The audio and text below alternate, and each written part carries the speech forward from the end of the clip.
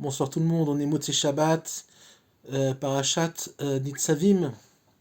Je n'ai pas de mots pour remercier le Maître du Monde pour les événements qu'on est en train de vivre en Eretz Israël, même si la guerre n'est pas finie, très loin de là, mais nous avons par de tradition, en tout cas dans le monde, euh, dans les gens qui étudient la Kabbalah et la Chassidut, pardon, de comprendre qu'il n'y a rien qui peut se passer dans ce monde-là si le Maître du Monde ne laisse pas se faire la chose. À savoir que même si on croit que nous avons beaucoup de libre arbitre, et nous en avons, mais il faut comprendre que ce libre arbitre-là est encadré, influencé, beaucoup plus qu'on croit. D'ailleurs, dans le Bet Yaakov, qui est un livre de Chassidut connu, sur Bereshit, il est marqué que si on avait conscience de combien on a peu de libre arbitre, nos âmes quitteraient notre corps d'effroi.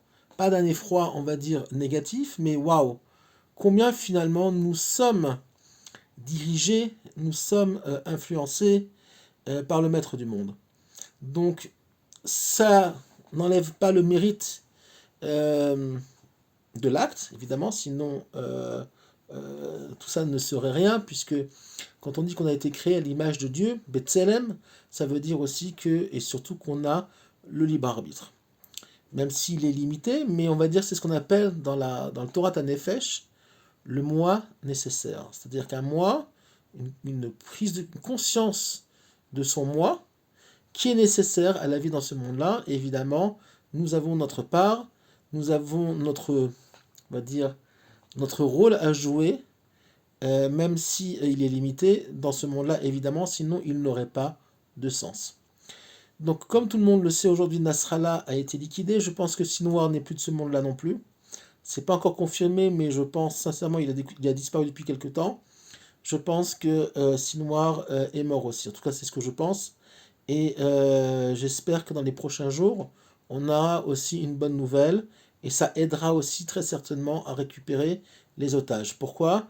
Parce qu'à partir du moment où on n'a plus de dirigeant, d'accord? Le dirigeant est mort, alors ceux qui sont en dessous, au niveau de la hiérarchie, ont du mal à prendre des décisions parce qu'en général ils sont moins intelligents, ils ont moins un côté leader comme ça, et donc ils vont faire des erreurs, et évidemment pour s'en sortir, faire une galipette, ils seront peut-être plus adaptés, plus aptes finalement à lâcher prise et à dire ok, reprenez les otages et on se débarrasse de cette histoire-là. Juste, entre parenthèses, apparemment, je dis ça avec des pincettes, apparemment, on a déjà liquidé ce soir aussi celui qui devait remplacer Nasrallah.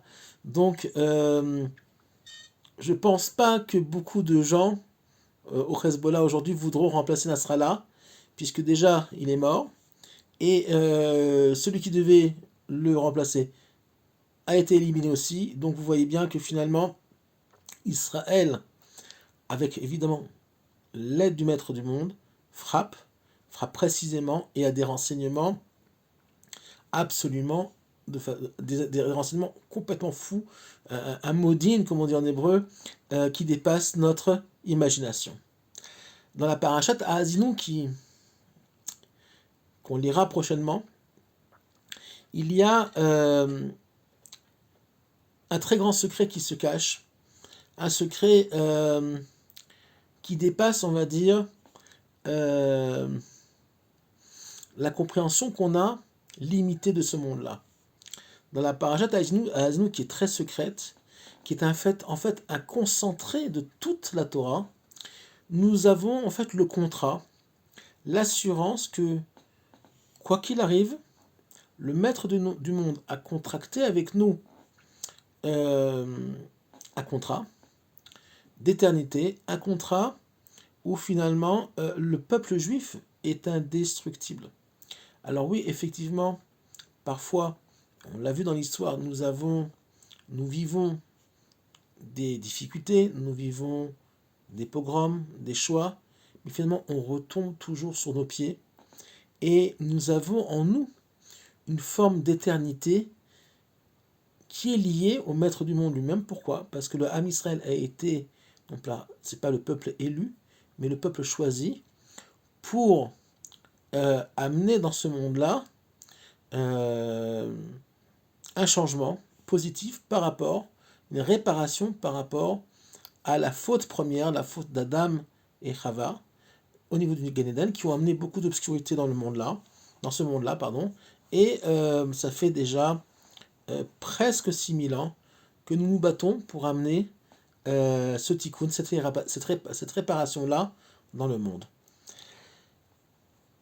Je conseille d'ailleurs de lire à tout le monde 8 fois de suite, c'est un tout petit Mizmor, c'est un tout petit Télim, le Mizmor, le Télim Kouf, 100 en français, Mizmor le Toda, qui est un Télim de remerciement à Akadosh Baruch Hu.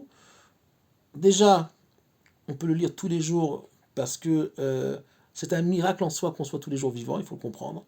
D'accord? Je parle aussi bien au niveau individuel que collectif.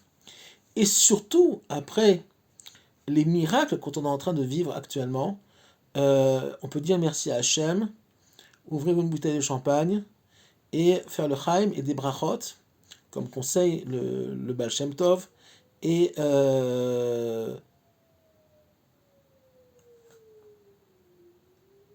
voilà, je vous parle, il y a en ce moment une alerte au missile, là où je fais le cours, près de Jérusalem.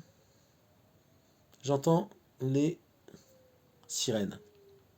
Je ne sais pas si vous les entendez. Moi, je continue le cours.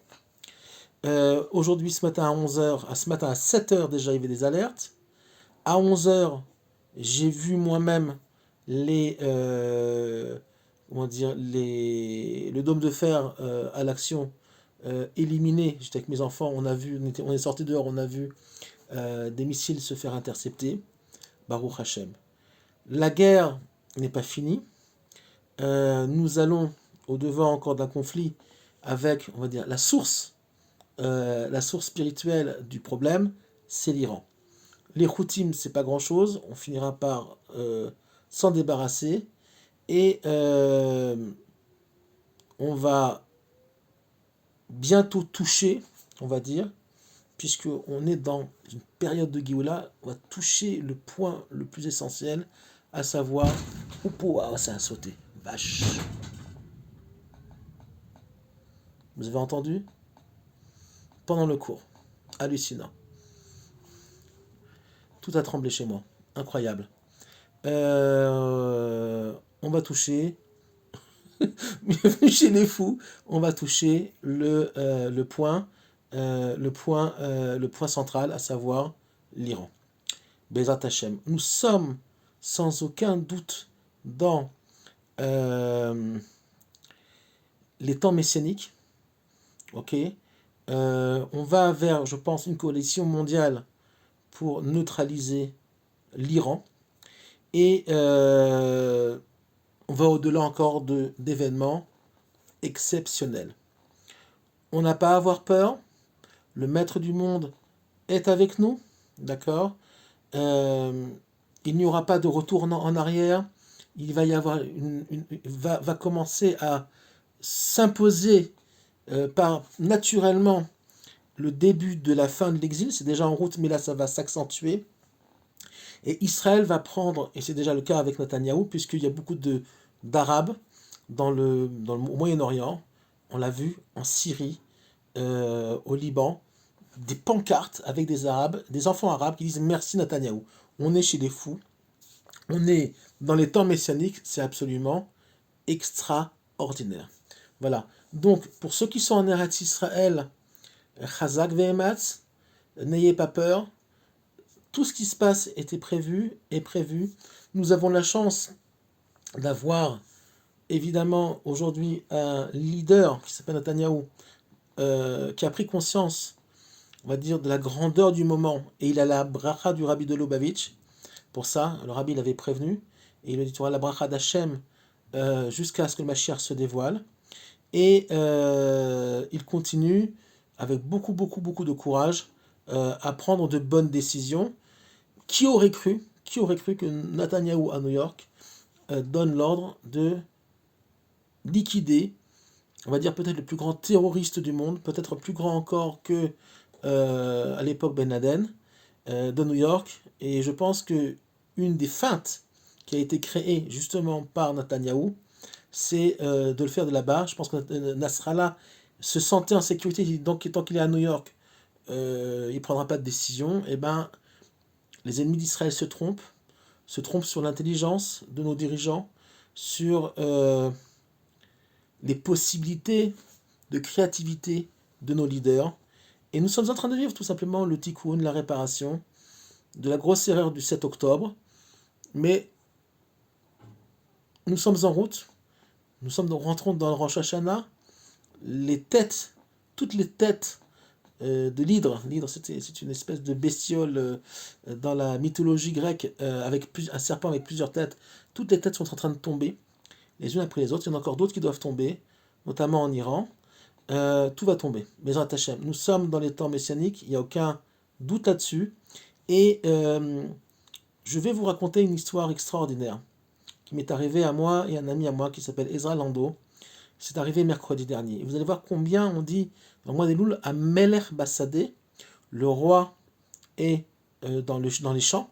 Ça veut dire qu'il est en fait, son influence est beaucoup plus forte que d'habitude et il est auprès du peuple. Et je vais vous montrer, et je vais vous raconter une histoire à pleurer, de joie, pas à pleurer de tristesse, extraordinaire.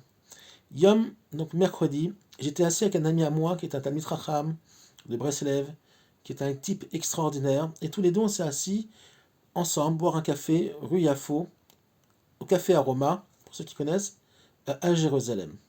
On a du mal à se rencontrer, parce que chacun est occupé, et finalement nous avons décidé, moi j'ai provoqué le rendez-vous, parce que je l'aime beaucoup, c'est un garçon extraordinaire. Je dis il faut absolument qu'on se voit, qu'on parle de Torah, et voilà, qu'on se renforce, puisqu'on se maintient aussi l'un l'autre, on prend conseil l'un avec l'autre, et il faut absolument qu'on se rencontre. Finalement, on est arrivé à se rencontrer, donc on s'est rencontrés mercredi à 4h30 de l'après-midi. On commence à discuter. Lui, c'est un photographe professionnel, et il se promène tout le temps. Là où il a toujours 2 gros appareils à photo, avec lesquels il se promène tout le temps. On commence à discuter, tout à coup s'approche un garçon, un jeune homme de 25-26 ans, et très bien habillé, une chemise blanche, pantalon blanc, et il nous dit, il demande à Ezra, mon ami, tu es photographe professionnel? Alors il lui dit, oui, pourquoi? Il dit, écoute, je devais me marier dans le nord, donc à Metula, et finalement le mariage a été annulé à cause de la guerre, parce qu'on est tout le temps bombardé, donc on est descendu, ma future femme et moi, sur Jérusalem, on a trouvé un rave qui allait nous marier, on a dit, on a annulé le mariage, 800 personnes, on devait faire un très grand mariage, tout est annulé, nos parents sont pas là, on a dit, peu importe ce qui arrive, on se marie à Jérusalem. Nous deux, un minyan et le Rav va nous organiser un minyan, on se marie à Jérusalem. Il n'avait jamais vu le Rav, tout a été fait par téléphone. Et le Rav de Beth Akerem, je ne sais pas son nom, a dit oui, bien sûr, évidemment, on va vous marier, etc. Venez à Jérusalem. Et il nous rencontre et il dit à mon ami Ezra, tu peux venir nous prendre en photo? Évidemment, Ezra a dit, évidemment. Et il a commencé tout de suite, moi j'ai gardé leurs affaires, et il a commencé à les prendre en photo dans les rues de Jérusalem. Elle, la fille, n'était même pas maquillée, pas une robe de soirée, pas une robe de mariée de grand tralala, une petite robe blanche, toute simple, pas de voile, rien du tout, elle était même pas maquillée, la gosse, rien du tout. Il a commencé à les prendre en photo, etc., magnifique. Et finalement, Ezra lui organise une maquilleuse, il appelle, parce qu'il fait des mariages, il prend des photos de mariage aussi, et c'est vraiment un artiste fabuleux. Il lève son téléphone, il appelle, il trouve une maquilleuse qui vient donc le soir à Beth Akerem pour le mariage, et le mariage s'organise. Et ben, le mariage s'est réalisé. Ils étaient tous les deux avec une communauté qui est venue, qui a cuisiné en 3 heures. Ils ont monté un mariage complet. Ils ont amené un DJ, ils ont amené de l'alcool, ils ont amené à manger, ils ont fait des salades, ils ont fait des plats chauds, ils ont fait des gâteaux marocains, ils ont fait de la musique, ils ont dansé. Le Rav les a bénis. La femme du Rav a pris la jeune femme parce que les parents n'étaient pas là à cause des bombardements, a pris la jeune Kala et l'a amenée sous la choupa. Bref, extraordinaire. Am Israël Chai, fabuleux. incroyable. Ils sont mariés, un mariage magnifique. Et tous les gens de la synagogue sont venus, les gens du quartier sont venus, tout le monde a organisé, tout le monde a amené quelque chose extraordinaire. Ce que je ne vous ai pas encore dit, c'est que quand on était Rehov Yafo, euh, euh, euh, il y avait des journalistes danois qui étaient là, qui ont compris qu'il se passait quelque chose, puisque les gens ont commencé à leur donner des brachot, etc. Ils sont venus au mariage de soir, ils ont demandé l'autorisation, ils sont venus, ils les ont pris en photo, ils vont faire un reportage sur la vie des Israéliens lors du conflit avec le Liban. Et tout ça pour vous dire quoi? D'abord, il y a le Ham Israël, il est barré, il est sain, il est en bonne santé. Il y a quelques gauchistes qui hurlent, machin, mais on s'en fout. Le Ham Israël, il est sain. S-A-I-N et S-A-I-N-T. Première chose. Deuxièmement, si je ne vais pas téléphoner, ok, à mon ami Ezra, on ne se serait jamais rencontré ce jour-là, dans cet endroit-là. On ne voulait pas aller, on voulait s'asseoir ailleurs, mais finalement, on n'a pas voulu courir. On a dit on va s'asseoir là. Ils étaient dans le même café. Il n'aurait pas eu de photographe pour sa soirée, il n'aurait pas eu de maquilleuse, il connaissait personne. Ils étaient deux paumés à Jérusalem les pauvres, dans un café. À 4 heures de l'après-midi, ils attendaient 8h30 du soir pour aller se marier en connaissant. Ils ne connaissent personne à Jérusalem. Le Khatan et la Kala n'ont eu que 3 amis qui sont venus au mariage. Tout le reste sont des gens qu'ils ne connaissaient pas. Donc vous voyez finalement que le maître du monde a organisé aussi ce mariage-là. Il a fait que David et Ezra se sont rencontrés, que Ezra était là avec ses appareils photo, il aurait pu ne pas les prendre aussi, d'accord. Et que finalement tous les événements se sont déroulés de façon, on va dire, hasardeuse. Mais comme disait Einstein, le hasard n'existe pas, le hasard c'est Dieu incognito. C'est Albert Einstein qui a dit ça, et c'est très juif. À savoir que finalement, on se rend compte qu'il n'y a rien qui se fait par hasard. Et quand on voit ce genre de choses, on comprend combien le Ham Israël, dans le mois d'Elul, est enveloppé, dirigé, euh, pris dans les bras du Maître du monde lui-même. Donc il n'y a pas de crainte à avoir. On va vers de très très grands événements, Bezrat Hashem. La Géoula arrive. Je, je préviens quand même mes amis, mes frères qui habitent encore en diaspora. Préparez-vous psychologiquement. Il va y avoir sûrement des retombées aussi, on va dire, sécuritaires sur la diaspora. C'est pas impossible du tout. Mais c'est pour le bien. Il faut que vous compreniez une chose. Nous sommes dans un mouvement. Nous sommes comme une grande vague, comme un tsunami. D'accord? Positif. On ne peut pas aller contre. On ne peut pas aller contre. La Géoula, c'est un mouvement. Personne, aucune créature dans ce monde-là ne peut aller à contre-courant. Que ce soit les Américains, les Chinois, les Russes, aussi grands qu'ils sont, ils ne sont rien. Ils ne sont même pas l'équivalent d'un grain de sable face à un tsunami de 300 mètres de haut. D'accord? C'est juste une image. Ils ne sont rien. Quand le maître du monde amène la Géoula, rien ne peut l'arrêter. Et on sait très bien, et il faut vraiment, vraiment se le graver dans l'esprit, dans le cœur et dans l'âme, que la place du Ham Israël n'est que en Eretz Israël. La diaspora doit mourir. La diaspora, pas mourir physiquement. La diaspora, l'exil d'Israël doit disparaître. C'est une obligation. D'accord? Et nous allons vivre aussi des événements historiques, bibliques, comme ce qui se passe en Israël pour le moment, aussi en diaspora. Donc préparez-vous psychologiquement, préparez-vous matériellement. Les choses vont changer, les choses vont bouger. Et Bezrat Hashem, j'espère qu'en tout cas très bientôt, nous allons recevoir encore de très grands événements avec le Beth Amikdash, le Mashiach qui va se dévoiler. Et vous allez voir que le Mashiach qui va se dévoiler n'est pas celui, ou celui qu'on, on va dire, c'est pas celui qu'on imagine, c'est pas forcément le personnage de nos fantasmes. D'accord? J'en dirai pas plus. C'est pas que moi qui le dis, évidemment, des grands d'Israël le disent et le répètent à chaque fois. oubliez votre conception du Mashiach. C'est pas un hippie avec pieds nus, qui est pas religieux, et forcément quelqu'un qui est dans la Torah. Mais c'est surtout un leader, c'est surtout un roi, c'est surtout un homme d'action. Et le Mashiach qui va se dévoiler, c'est une chose. Et après, il va prendre conscience, pas pour prendre conscience, il va mettre en place un Sanhedrin avec des Talmidei Chachamim qui vont prendre des décisions au niveau, on va dire, ilchatique, au niveau de la loi. Et par rapport au Beth Amikdash, on va remettre en route le Beth Amikdash et les korbanot, etc. Après, si c'est uniquement végétal ou animal, etc., ça on verra bien. Mais c'est d'abord un leader. C'est quelqu'un qui sait prendre des décisions qui sont, on va dire, dans ce que le maître du monde veut pour sa création, et pour le peuple juif, et pour le monde entier. Voilà.